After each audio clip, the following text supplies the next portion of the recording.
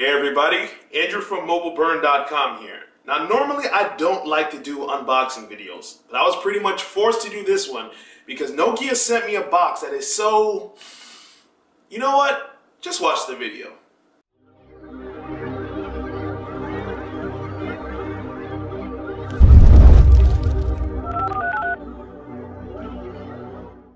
Okay, now first of all, look at the size of the box that they sent to me. This is for a phone, and this is the box they sent. As you can see on the name, it says Icon, so of course this is the Nokia Lumia Icon, launching on Verizon.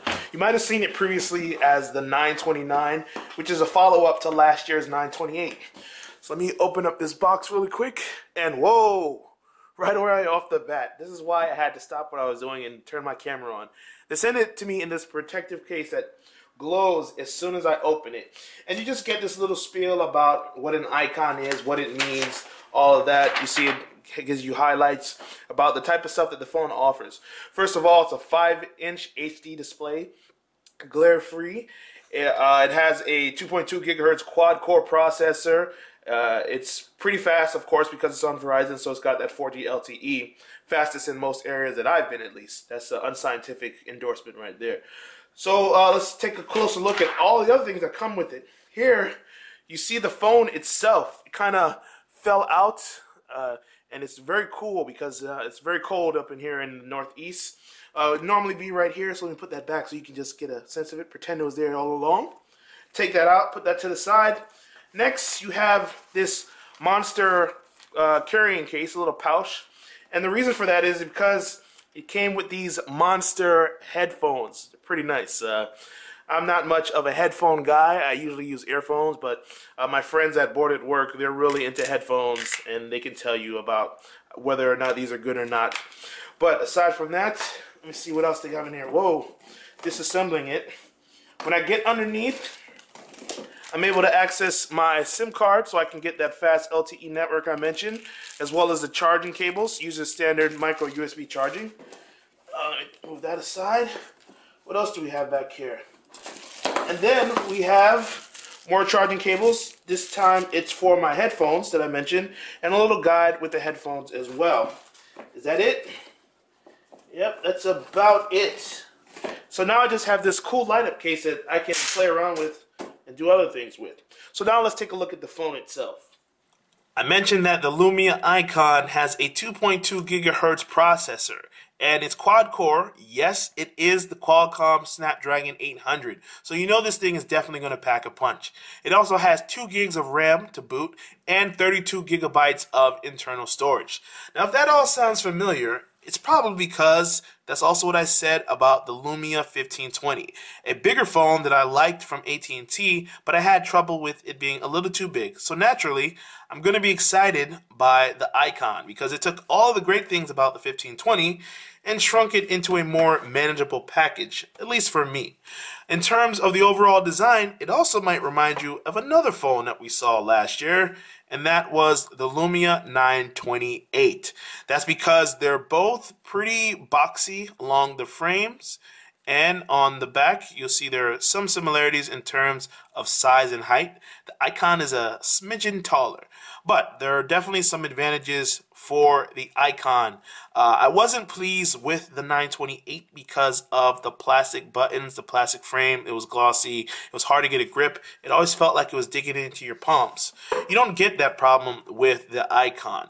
The side feels a lot tougher. I'm not sure if it's metal or just a very hard plastic, but there's some solid weight to it. It feels good. You can get a nice grip. The corners are a tiny bit rounder and more comfortable when you're holding it. You don't really have to press this firmly and it doesn't dig into you. And the buttons are also more responsive. So when you tap on them, you know you're tapping on them, and they just happen very quickly. You don't have any problems. You have volume up and down buttons, a power button right here, and of course the dedicated camera button, which is cool because when you tap the camera, it launches automatically in there, and once you're in the app, pressing it takes a photo. I went outside for a few minutes, took some early quick photos. Looked pretty good from what I saw. Didn't get a chance to test out the flash or in daylight photos because it was late afternoon, but I was pleased with what I saw. So spoiler alert, this is probably going to be a good camera. It has a 20 megapixel camera on the back along with LED flash, and that's pretty nice. On the front, you have a 2 megapixel sensor, but it only takes 1.2 megapixel still photos and 720p video for when you do video chatting and things like that. In terms of the buttons on the bottom, you have capacitive for back, home, and search like you do with every Windows phone. One key difference is the light below the surface is a little bit dim around the home button. That was an issue that we ran into with the 928 as well, and it looks like it might play itself out. Not as bad on the new Verizon Icon, but it's something that you'll have to take note of. Aside from that, this feels pretty solid, pretty nice. A couple of other things that I wanted to note. At the top, you have a nano SIM tray. To take that out, you just lay the phone flat and just pull out until it comes out and you can access the tray. You might notice a couple of gray little stripes in between the headphone jack at the top and also in between the micro USB charging port at the bottom. These are both microphones, and the Icon is designed to have really good audio recording, whether you're doing videos or if you're just doing regular audio recording or on a phone call. So you have 2 microphones at the bottom and 2 at the top. I'm going to do some testing of both of them to see how well they work, but Nokia is pretty excited about that, so hopefully we know that it's going to be pretty nice. Aside from that, it has a 5-inch display. And earlier on, I mentioned that it takes everything that I love about the Lumia 1520 and put it in a smaller package, but I still was able to get the big 5-inch display. The Lumia 1520 was nice, but it was just a little too big for me. So here I have a more manageable 5-inch display. It's 1080p, so that's very nice to know. Feels good. It's an OLED display, and it has Nokia's usual trappings. So you've got outdoor readability, excuse me, to improve the visibility. You also have clear black, so the darker images look truer to form. And it has a nice levels of saturation, and when you play around with the accents, you can change colors to your liking. And of course, this is the Lumia Black Edition, so you've got additional software options like screen rotation lock. So if you're like reading in bed and you tilt it to one side, it won't suddenly switch between one orientation or the other. You can also go into your display settings and change the brightness and change the color profile of the phone overall.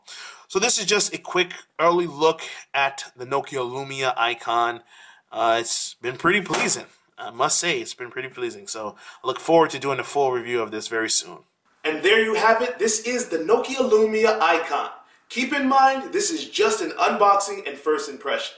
Be sure to click like and subscribe so you can be notified when the full review is posted next week. In the meantime, I'm going to try out these red headphones that go oh so lovely with my red shirt and see if I can find out more about the Nokia Lumia Icon.